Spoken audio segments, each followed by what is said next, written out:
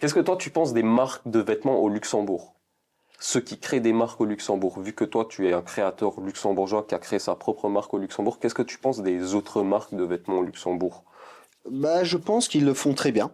Ok. Je pense qu'ils sont dans l'air du temps. Mhm, Voilà, ils s'inspirent aussi, ça se voit qu'ils sont inspirés de gauche-droite, chose qui est très bien. mhm. Mais même leur contenu, comme ils sont plus jeunes et qu'ils manient plus le téléphone ou les réseaux sociaux, moi je trouve qu'ils le font très très bien. Euh, mais il faut pas, il faut pas ils sortent de leur ligne directrice. Il faut vraiment qu'ils continuent dans leur truc. Et moi je trouve il y a des marques qui sont quand même sympas. Il y avait une marque de chaussures, je sais plus le nom malheureusement, avec des fleurs dessus. Euh, Là, ça me dit pas. Mais c'est une marque, en tout cas, j'ai vu la qualité du produit, Mhm. top, Top. top, et je crois que c'était fabriqué au Portugal. Moi, je dis chapeau, hein. J'adore voir ça. Tu vois, il y a beaucoup de gens Totalement. qui me disent, ouais, mais regarde, il y a une autre marque. Et ils pensent que je vais être En concurrent, concurrence directe. mais pas du tout. Mhm. Moi, je dis, s'il y a des autres marques luxembourgeoises qui grandissent, je suis content. Je vais pas mettre de Totalement. hate parce que moi, je trouve que c'est super intéressant. Je trouve que ça fait développer les choses et en même temps, on peut rentrer dans des autres sphères, tu vois. Mhm. C'est Ouais, intéressant. c'est vrai. Hmm. D'accord. Après, il y a plein de marques, de petites marques au Luxembourg que je kiffe. C'est assez stylé à voir. En plus, elles restent sur leur ligne directrice, donc ça fait plaisir à voir parce Hmm. qu'ils s'éparpillent pas à gauche à droite. Et on a vraiment plein de marques au Luxembourg, des micro-marques que j'appelle ça. Hmm. C'est juste dommage qu'ils sont pas plus mis en avant ou qu'ils n'arrivent pas à sortir. Il faut persister, hein, Faut mon pote, hein. persister, ouais. Ah, nous, au Rebounds, on était dans une cave, hein. C'est vrai. On était dans un couloir, cave, et en plus pas de réseau. Si, on était une des premières sociétés luxembourgeoises quand même à être mise sur Facebook, et on a pris, en fait, on a pensé tout de suite, ça serait une belle vitrine avant que Facebook, avant, il n'y avait pas de page payante. Déjà, à la base, Mhm. sur Facebook, tu pouvais poster, on avait une belle réaction, et on était quand même constant, tu vois. Yes. Et, mais c'est cool, tu vois, ça nous a permis en même temps que notre clientèle reste, qu'on la fasse connaître. Notre clientèle aussi a grandi avec nous. Mhm. Donc, tu vois, si ça c'est important, parce que si tu prends des designs d'il y a 15 ans en arrière et tu prends aujourd'hui, Ouais, c'est c'est pas le même mood, tu pas la vois. même chose, non. Après, c'est normal, ça évolue, Ça évolue. les générations évoluent, les temps évoluent, donc C'est normal. c'est absolument normal. Bon, on a parlé de marques de vêtements au Luxembourg. Bon, ça reste un peu le même sujet, mais le textile au Luxembourg, toi, tu le perçois comment le marché du textile au Luxembourg? Là, je parle pas de marques de vêtements spécifiquement, mais plutôt du marché textile. C'est très difficile de te répondre parce que je... les gens ils savent s'habiller. Mhm. Tu vois, en plus, il y a une soirée qui est super intéressante qui s'appelle Médusa. Et les fois que j'y vais là-bas, je vois que les gens, ils aiment se saper. Tu vois, je vois ça. Et par exemple, quand je vois, par exemple, il y a aussi un patron de société du restaurant OG Domani. Ça me dit rien. Et le gars, il est super stylé. J'aime bien comme il est bien habillé, il est toujours fashion. Mais tu vois, les gens, ils ont du goût. Ouais. Et ils ont du goût. Il faut juste qu'on trouve, nous, au Luxembourg, j'aimerais bien que le Luxembourg ait une identité, tu vois. Parce que Mhm. tu vois, souvent, quand on pense je dis par exemple, tu vois, si on pense à New York, tu penses automatiquement à un gros jeans bleu, tu penses à ta Timberland et une veste North Face. Mhm. Tu vois, c'est l'image que moi j'ai du New-Yorkais. Ouais. Et la casquette New York, bien Ouais, sûr. bien sûr, le New Era New York, Voilà, feel obligé. it. Tu vois, c'est la petite identité. Et j'aimerais bien, et tu vois, par exemple, à la France, si on pense directement, la première image que nous, on a direct, c'est le polo Lacoste, Ouais, c'est vrai. tu vois. C'est vrai. Et j'aimerais bien que le luxe puisse se différencier dans un élément comme ça. Est-ce que toi, de ton point de vue, Rebounds n'a pas atteint ce stade-là déjà au Luxembourg? De pouvoir différencier. Il y a quand même des gens qui remarquent. Mhm. Et ça me fait plaisir parce que, alors, c'est-à-dire, comme nous, on a des codes de la culture underground. C'est-à-dire que même si on fait un design qui est plus avec des dessins rigolos, Oui. mais il y a beaucoup de métalleux, tu vois, ou de hard rockers, que quand ils viennent chez nous, ah, moi j'aime bien ça, ça me rappelle des choses. Ouais. Tu vois, donc on a notre code. Tu vois, les gens ils comprennent notre code, ils comprennent. Et après, si tu veux te sentir. Après, on a sorti une autre gamme également, que c'était une ligne vraiment spécialisée dans la moto. Oui. Et tu vois, on a vraiment fait un gros boom parce que les gens voulaient déjà un produit comme ça. les prix sont moins chers par rapport à ce que tu vois dans le marché et tu as une qualité top, Super. Ouais, tu vois, qui est équivalente à une belle marque actuelle, tu vois. Donc, totalement. non, on a une identité, On a, on a. on a. Mais j'aimerais bien que le pays en a un. Ça va se développer à mon avis. Je pense qu'on est sur le bon chemin au Luxembourg niveau textile. Je pense qu'on a Ouais, plein. mais les 5 dernières années, ça a fait Mhm. bouger beaucoup On de a choses. par exemple Lançon qui est pas mal, je sais pas si tu Oui, connais. oui. Génie Jaguar aussi. Beaugéré aussi. Émilie Bolland qui a créé sa Ah, elle est marque. sûre, elle, hein, ça se voit. Elle a vraiment assuré, je trouve. Euh, Niveau marketing aussi, top. Tout comme Génie Jaguar aussi, qui Mhm. font un très bon marketing. Ils mettent bien en avant leur qualité, leur ligne directrice. Donc Ouais. ça, je respecte quand même beaucoup. Je pense que le Luxembourg, il y a une grosse marge de progression qui va arriver durant les prochaines années pour le textile. Ok. En tout cas, c'est mon avis. J'ai hâte en tout cas de voir. Yes, moi aussi. Bah, après, je suis aussi dedans, donc j'espère que ça va bien évoluer comme il se Mais doit. toi, toi, ton projet, il est ultra intéressant par rapport à quelqu'un il n'a aucune base. Mhm. Parce que toi, tu peux leur donner plein d'informations et plein de directions où déjà aller. C'est ça. Et déjà, ça facilite pas mal le chemin. Parce que tu vois, moi, certes, je ne changerai aucun de mon parcours par rapport à Rebounds, par rapport à ça, parce que ça m'a apporté vraiment une connaissance que je puisse ouvrir plein de portes. Mais toi, tu résumes mes 10 années de recherche, tu les résumes en une conversation. Et c'est génial. D'un côté, c'est cool, Ouais, mais est-ce que les gens, ils ont conscience de ça? C'est autre chose. c'est autre chose. Mais après, il faut qu'ils s'appliquent dans des autres C'est endroits ça. pour pouvoir évoluer. C'est ça, en fait, nous, on peut accompagner les gens de A à Z, on peut leur créer un branding, on peut leur créer une identité visuelle, mais après, c'est quand même aussi aux personnes qui veulent créer une marque, ben, de s'investir dans leur marque et comme un peu, comme j'ai expliqué un peu tout à l'heure, de construire les bases de la marque, tu vois. Nous, on peut le faire aussi, mais si c'est leur identité, c'est aussi aux clients, ben, de construire leur marque. Ah, bien sûr. Mais Totalement. après, ne commence pas quelque chose si tu kiffes pas et si tu vois déjà que c'est du taf. Ouais. Du taf, il y aura toujours, tu vois. Si maintenant, toi, tu penses que ça va être, qu'il y a quelqu'un qui va trouver ta marque aux États-Unis, il va mettre le doigt là, il va taper un nom et que ça va tomber sur le tien, Mhm, mhm. oublie. Ouais, Si tu dois compter au début, tu peux compter sur toi. Tes amis au début, ils vont pas comprendre tes choix. Ça aussi, c'est très compliqué de faire comprendre ton idée. Et oui, tu dois bosser, bosser, bosser jusqu'à que, tu vois, beaucoup de gens aiment bien le talent, mais les gens respectent le travail. oui, S'ils voient, ah non, lui, c'est vrai. c'est un mec acharné, ah, il bosse, hein, je le vois tout le temps cravacher dessus, viens, on va voir ce qu'il a fait maintenant. Tu vois, ils vont venir juste pour voir ce que tu as fait, Pour voir le travail, oui, tu vois. Mais c'est un totalement. signe de respect, tu vois. Non, je suis totalement d'accord avec toi. C'est aussi pourquoi je t'ai invité, parce que je respecte ton travail. C'est pas facile Merci. de rester dans le domaine. Moi, j'y suis depuis 2 ans maintenant, mais pour rester vraiment dedans et pouvoir atteindre l'objectif qu'on s'est mis au début, c'est pas facile. Ça, je le sais. Et c'est pour ça que je t'ai invité, parce que Faut t'as, persister. t'as un parcours qui est quand même énorme, à mon humble avis. J'apprécie, j'apprécie. J'aime Voilà. bien cette interview. J'aime bien.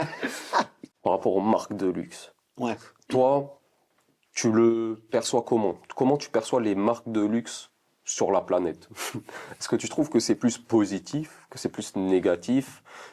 C'est quoi ton ressenti par rapport aux marques de luxe de nos jours? Pas avant, je parle vraiment de maintenant. Parce qu'avant, les marques de luxe, c'était encore différent que maintenant. Quand je dis avant, c'est Mais genre c'est quoi marque de luxe d'avant pour marques de toi? luxe. Bah, en fait, les marques de luxe traditionnelles qu'on connaît, Gucci, Louis V, Mhm. qu'on connaît, avant, les marques de luxe, elles avaient une autre approche que maintenant. Absolument. Voilà. Et moi, je voudrais connaître ton ressenti, enfin, savoir ton ressenti par rapport à leur approche de maintenant. Bah alors, regarde, je vais reprendre donc Louis Vuitton. Il faut savoir, Louis Vuitton quand même a fait quelque chose qu'avant n'a jamais été fait et que ça a ouvert plein de portes au streetwear directement. Le Mhm. streetwear a toujours marché, hein. Ça vient de la rue, euh, comme la mode en fait. La mode vient de la rue, il faut pas oublier ça. Mais je pense que ça a été mieux exposé par rapport quand il y a eu cette super belle collab entre Louis Vuitton et Supreme qui a ouvert plein de portes et que je trouve que c'était magnifique de voir Supreme en sachant qu'ils sont à LA, à Fairfax, tu vois, dans la rue principale où il y a plein de marques. Super intéressante. Je conseille à tout le monde d'aller là-bas parce que c'est quand même super inspirant de voir des petites marques, mais eux, ils font un fond dedans parce qu'ils savent qu'il y a plein de stars qui passent par là. Et si tu fais un beau produit, il y a une star qui peut le porter. Yes. Et là-bas, quand on parle de stars, bah, c'est des vraies stars, tu vois. Ça peut être un acteur, ça peut être un joueur de basket, ça peut être, ouais. Et moi, je trouve qu'avec cette collab, ça a ouvert quand même tout de suite plein de portes parce qu'après, les gens, ça a tellement bien marché. Ça a tellement bien marché, cette collab-là, qu'après, tu vois un Dior qui fait un truc avec Jordan. Après, tu as eu, bon, je pourrais t'en citer des milliards, tu vois, de collabs. Et je trouve que c'était cool. Mais pendant un moment, ils se perdent trop. Par exemple, moi, je trouve que Nike, maintenant, ils font énormément trop de collabs, tu vois. Énormément. Et je trouve que pendant un moment, même ce truc-là de posséder quelque chose exclusif, ça a plus tellement de sens. Sauf s'il y a une marque que tu kiffes vraiment qui a fait une collab avec eux, ça serait cool, tu vois. Oui, totalement. Mais il faut un petit peu réduire. Mais après, on est dans le monde de surconsommation, mon pote. C'est ça. Mais leur approche des marques de luxe, toi, tu la vois comment? Tu vois que c'est une bonne approche? Tu vois que c'est plus... Alors, peut-être je vais être un des premiers à critiquer, mais par exemple, tu vois, Pharrell Williams, je trouve qu'il fait pas un très bon travail avec Louis Vuitton. Moi, c'est mon avis vraiment personnel parce que lui prend des codes que nous on avait dans les années 2010 et maintenant il met ça. Et avant, les gens ils ne kiffaient pas trop parce qu'ils disent ah non, c'est trop de logos, etc. Et maintenant, passer Louis Vuitton et parce que ça coûte X milliers d'euros, c'est cool, les gens ils le portent. Et après, je trouve que lui, il aurait pu être un peu plus innovateur parce qu'il a fait quand même des trucs bien pour Chanel et pour d'autres marques, super cool. Mais là, moi, je trouve que lui, en tout cas, c'était pas une très bonne direction, tandis que Virgil Abloh, lui, il a gardé son identité, ça se voyait que c'était lui, tandis que Pharrell Williams, tu ne reconnais pas son identité. Ouais. Tu vois? Et c'est juste ça, mais après, pour des autres grosses marques, après, j'avais vu qui dernièrement qui avait fait quelque chose. Moncler, j'avais vu qu'il avait fait quelque chose avec quelqu'un. C'était avec... Ils ont fait quand même pas Ils ont mal. fait une collab, Moncler, mais maintenant, j'ai plus le nom de la collab. Mais c'est cool. Ouais. Tu vois, c'est cool parce qu'en même temps, parce que tu vois, quand tu grandis, bah, je parle plutôt de ma génération, quand on grandit, c'est vrai que si on prend un Moncler et qui est en collab avec une marque de streetwear, c'est clair que j'ai envie de plutôt prendre ça qu'un classique. Tu vois, et ça, Parce que tu t'identifies aussi avec le streetwear, plus le luxe. ça sort de la rue. Ça Donc, donne envie d'acheter, c'est vrai. voilà, c'est des bêtes trucs, mais que ça fait vendre. Est-ce que toi, tu es d'avis que les marques de luxe, c'est fait pour les pauvres? Quand je dis les pauvres, je veux dire les personnes qui n'ont pas le plus gros salaire, mais qui voudraient se procurer des marques de luxe, tout simplement. Moi, déjà, de base, ça m'énerve que les gens. C'est vrai que ceux qui n'ont pas les moyens, généralement, c'est ceux qui veulent avoir le logo le plus grand possible ou porter les choses qu'on voit, genre, voilà, comme tu as dit, Gucci, etc., etc. Ça m'énerve énormément parce que si c'est pas pour votre budget, c'est qu'ils n'ont pas fait ça pour vous, entre guillemets, tu vois. C'est comme ça que moi je le vois, mais après, ils font des beaux produits. Je ne vais pas critiquer ça, mais après, c'est aussi aux gens. Après, je comprends que certaines personnes veulent rentrer, ils veulent se sentir intégrés, etc., dans un groupe d'amis, etc. Et c'est après, ils voient un qui porte une marque, bah, moi aussi, peut-être je devrais l'acheter, etc. Ça. Tu vois. Mais après, c'est pour ça que j'ai bien aimé, par exemple, une marque de luxe moderne, c'était par exemple Off-White. Parce qu'Off-White, voilà, Off-White, c'est cool. tu J'aime vois, bien. j'aime bien, il avait son identité, parce qu'à la base, lui, il était ingénieur, ok? Donc après, à partir de là, il a fait son propre monde. Et à partir de ça, il a produit quelques pièces en Italie et que ça a bien marché. Ouais. Et à la base, Virgil Abloh, il avait aussi fait Pyrex en passant. Pyrex, il avait pris des chemises, attention, il avait pris des chemises de Chevignon. C'est une marque comme Levi's, je sais pas si tu connais. Si. Et il a printé dessus. Et après, il allait vendre. Il a vendu beaucoup plus cher. Et ça a marché. Et ça a marché, tu vois. Et oui. Comme quoi, l'intelligence, des fois, c'est... Ça, c'est pour ça que je dis, créer une marque de vêtements, c'est pas compliqué. Mais si tu sais où tu vas, comment tu vas y aller, bah, c'est sûr que ça va être beaucoup plus simple parce que tu as les bases, tu as tout en place et tu sais comment attaquer. Et du coup, bah, si ton idée, c'est juste de prendre un t-shirt qui existe déjà, Gucci par exemple, et de claquer un gros design dessus, mais qui fait kiffer tout le monde, tu vas avoir plus de facilité peut-être à le vendre que Gucci eux-mêmes à vendre leurs propres t-shirts. Ouais, mais c'est Tout pour ça que... dépend. Mais il faut faire aussi un petit peu attention avec les réseaux sociaux parce que c'est vrai que les réseaux sociaux, beaucoup de gens portent des marques comme ça et automatiquement, des fois, tu vas même pas vouloir porter le produit là. À la base, tu vas pas l'aimer, mais comme tu le vois assez souvent sur telle star, ah, ça. mais peut-être je vais l'acheter. Yes. Tu vois, et après, Ça, je trouve dommage. il faut faire un petit peu attention par rapport à l'influence des réseaux sociaux, tu vois. Ouais, je pense que les réseaux ont une grosse influence sur le style vestimentaire des jeunes, j'ai envie de te dire. Ça, c'est mon avis. Je trouve que les réseaux sociaux, c'est biaisé, on va dire. Les jeunes portent des vêtements, mais ils ont une vision biaisée, peut-être par rapport à la marque, par rapport à de leur propre identité aussi, parce qu'ils savent pas à quoi appartenir exactement. Donc, ils se disent, ouais, mais moi, j'aime bien ce joueur de foot, par exemple, il porte toujours cette et cette marque. Du coup, j'ai envie de ressembler à lui, donc je vais aussi acheter cette marque.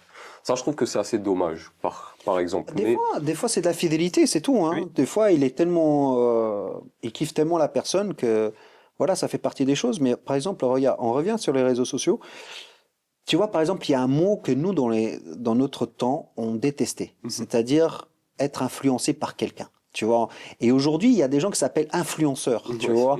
Donc, nous, on va jamais te dire, il y a il y a des gens qui nous ont laissé des empreintes, oui, mais être carrément influencé, pour nous, c'est énorme ce mot-là, tu vois. Et maintenant, ouais, je suis influenceur, je fais tel, tel, tel. Ok, je comprends, mais faites attention quand même à ça, pas que ça devienne trop, comme je dis, néfaste par rapport même à votre santé mentale, parce que tu vois, à force de voir les mêmes choses, etc. C'est ça. Ah, voilà, c'est la même chose que tu manges ta bouffe préférée, tu la bouffes pendant 30 jours. Je te garantis que j'ai faim, on te met le même plat, non, c'est bon, je vais sauter un repas. Yes. Tu vois, et indirectement, tu t'es trop dégoûté de ça. Ouais, tu t'es cramé avec Voilà. ce que tu as mangé. Les réseaux sociaux, en C'est la tout même, cas, ouais.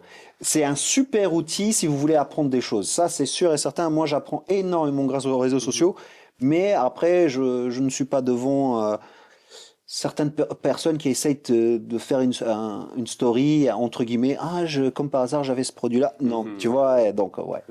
Restons authentiques. True, true. On va finir sur toi, sur ton mindset, sur ton parcours entrepreneurial. Donc, la première question que moi, je voulais te poser, c'est comment est-ce que, depuis tes débuts à maintenant, tu as réussi à garder le cap niveau mental? Le cap, le mindset, en gros. Tu sais que ça, c'est une question de fou, hein. C'est une question de dingue parce que faut pas croire, c'est pas toujours rose. C'est vrai, on va enlever les rideaux, on va dire ce qui se passe dans l'arrière-boutique. Non, il y a des choses. Mais après, tout dépend. Tu vois, moi, je sais que je l'ai jamais caché. Une fois, on a eu la TVA qui est venue parce qu'on n'a pas pu payer des factures. Et pendant un moment, ils ont dit, bon, monsieur Meroto, on vous ferme le magasin. Je dis, non, non, non, non, vous faites ça, c'est la même chose que je saute du pont rouge, tu vois. Ouais. Pour te dire, moi, je suis tellement émotionnellement impliqué avec Rebounce que même quand je travaille énormément, ça passe, tu vois. Donc, et après, j'ai une communauté qui est énorme. Ils sont super sympas. Ils m'envoient des messages d'amour, etc. Et de support. C'est incroyable, tu vois. Donc, ça aussi, ça m'a permis de rester quand même impliqué dans cette vision-là. Et après, c'est clair que quand j'ai un meilleur ami comme le mien, qui est là, qui me supporte et qui est toujours là, donc tu vois, tu peux pas trop te permettre, et pendant un moment aussi, il faut que tu fasses une rétrospection par rapport à tout ce que tu as fait, et tu dis, ok, quand même, on a fait quand même balèze, tu vois, est-ce qu'on doit abandonner ou pas? Non, mais pendant un moment, il y a aussi ce moment où tu dois évoluer, et ça, c'est un moment très difficile, parce que qui dit évoluer dit changement. Oui, changement, sortir de sa zone de confort. Ouais. Et déjà, tu as pris longtemps pour arriver dans une zone de confort, tu vois. Tu prends longtemps, tu as pris des risques, des fois, tu t'es pété vraiment la gueule de fou. Mais à un moment ou à un autre, il faut que tu penses aussi, mais il faut quand même qu'on passe à autre chose, tu vois. Il faut qu'on passe à autre chose, il faut qu'on passe à autre chose. Et après, il y a le truc le plus difficile aussi pour un entrepreneur de nos jours, c'est de rester focus sur une décision. Sans oublier quand même ce qui se passe autour. Parce que tu peux être têtu, non, je vais rester comme ça. Non, mais écoute, j'ai entendu que ça, maintenant, ça. Ok, bon, on peut évoluer un petit peu le projet, tu vois, mais toujours écouter ce qui se passe. Et après, le mindset, tu vois, moi, je dis toujours rebound or die, tu vois, c'est vraiment l'expression qui dit que, et encore dernièrement, il y a une fille qui m'a envoyé, qui m'a dit que, voilà, écoute, cette expression-là m'a vraiment touché, il faut qu'on s'assoie et qu'on parle. Tu vois, ça me fait plaisir. Totalement. Parce qu'ils sentent qu'il y a quelque chose qui a été évacué. Il y a de la reconnaissance aussi, en quelque sorte, pour toi. Énorme. Ouais. Énorme, tu vois. Parce que tout le monde disait, avant Rebound, il n'y avait vraiment pas de marque qui était vraiment démarquée au Luxembourg. Tout le monde disait, non, mais au Luxembourg, une marque, ça va jamais marcher. Comme quoi, oui. Si tu crois vraiment à ton truc, c'était vraiment. C'était accro, ça te fait plaisir, tu peux pas penser à faire autre chose, tu vois. Tu peux diversifier. Tu peux avoir des autres trucs à part, il n'y a aucun problème. mais il faut que tu restes quand même, ton sujet principal, ça reste quand même, dans mon cas, le shop. Pour toi, ça reste le shop, ok. Donc on est d'accord. Alors pour garder le cap, il faut un certain niveau de spiritualité, de mindset, de développement personnel pour rester sur la ligne droite, sur la ligne directrice quand même, parce qu'il y a plein de tentations. Aussi, de nos jours, il y a plein de divertissements. À ton époque, je pense qu'il y avait, bon, il y en avait du divertissement, mais je pense qu'il y en avait moins que maintenant, avec les téléphones, Internet, Netflix, tout ce que tu veux. Donc, Toi, c'est pas divertissement, tu veux dire distraction. Mais moi, je pense que, alors, laisse-moi alors plutôt corriger cette phrase-là, je vais dire plutôt, et c'est vrai que ton goal, ton pire ennemi de ton goal, de ton but, c'est la distraction. C'est la distraction parce que de nos jours, tu te distrais très rapidement, tu prends ton téléphone, oh, je reste 5 minutes. Combien de fois tu scrolles? Ah, zut, je suis 45 minutes dessus, ouais, tu vois. c'est ça. Donc ça, c'est aussi une distraction. La télé, c'est une distraction. Tes copains qui te demandent pour sortir, c'est une distraction. Mais pendant un moment, tu as un but, tu vois. Il y a que toi qui payes tes factures à la fin de la journée. C'est ça. Et ce que toi, tu dis par rapport que, oui, j'ai eu énormément d'évolution interne au shop. Il y a eu des bas, il y a eu des hauts, il y a encore eu des plus bas, mais après, il y a encore des plus hauts. Et, Ouais, il y a des sommets de plus en plus hauts aussi, de toute façon. ah oui, oui, absolument. On peut toujours atteindre des sommets de plus en plus hauts, parce que la plupart des personnes, en fait, enfin, je ne vais pas généraliser, bien sûr, hein, mais à partir du moment où ils ont atteint leur sommet, bah, c'est leur sommet. Et ils ne cherchent pas à atteindre un autre sommet, en fait. Donc ça aussi, ça fait partie du développement personnel. Maintenant, imagine-toi, tu aurais atteint ton objectif avec Rebounds, ton premier, et tu en serais resté là. Ça veut dire que tu n'aurais pas évolué dans ton idée, on va dire. Tu sais. Alors, je vais te dire oui, parce que tu vois, alors, si on parle de ça, tu vois, à un moment ou à un autre, on avait ouvert un deuxième magasin à Ettelbruck, et on avait divisé Rebounds. Donc, tu vois, et pendant un moment, c'était pas mal dans le moment même, parce qu'on voulait évoluer, tu vois, on voulait vraiment évoluer. Et même, on vendait Rebounds dans des autres pays, tu vois, d'Europe. Tu vois, on le vendait, mais pendant un moment, on a fermé Ettelbruck, on a arrêté de vendre à l'étranger. Et quand je parle étranger, distributeur, que ça veut dire qu'il y a des gens qui vendaient pour nous, D'accord. qui vendaient pour des autres magasins. On a arrêté tout ça parce que pendant un moment, c'était un surplus de travail. Je commençais plus à kiffer ce que j'étais en train de faire. À la base, je voulais toujours être en train de kiffer et avoir cette exclusivité et de voir partout. Et même si tu as plusieurs magasins au Luxembourg, ça veut pas dire que c'est une bonne idée. Tu es en train tout simplement de splitter ta clientèle en deux. D'accord. Tu vois, et tandis que si tu fais un quartier général, que tu sais que les gens, c'est là, bah, ils vont tous venir là. Ok. C'est intéressant, la vision, comment toi tu vois cette chose. Ça, c'est intéressant, je trouve. Tu me donnes des idées, là. Bah écoute, on est là pour ça. Hein. Yes, bon, on va finir le podcast sur 3 dernières questions, très rapides. Ok. Gucci ou Louis V? Louis V. North Face ou Rebounds? Rebounds. Rebounds. Et la dernière question, enfin, c'est pas une question, c'est est-ce que toi, tu as un message à faire passer à la caméra? Je sais pas, un remerciement ou une dédicace à tes associés, tes copains, ta famille, je sais pas. Un message à faire passer tout simplement à la caméra. Je vais faire comme les Oscars. Merci pour cette interview. Franchement, c'était super sympa. Franchement, je remercie maman, bien sûr, papa, bien sûr. Merci de m'avoir mis au monde, de m'avoir inculqué ces valeurs. Et franchement, et parlons plus sérieusement, je pose ça avant que je le casse.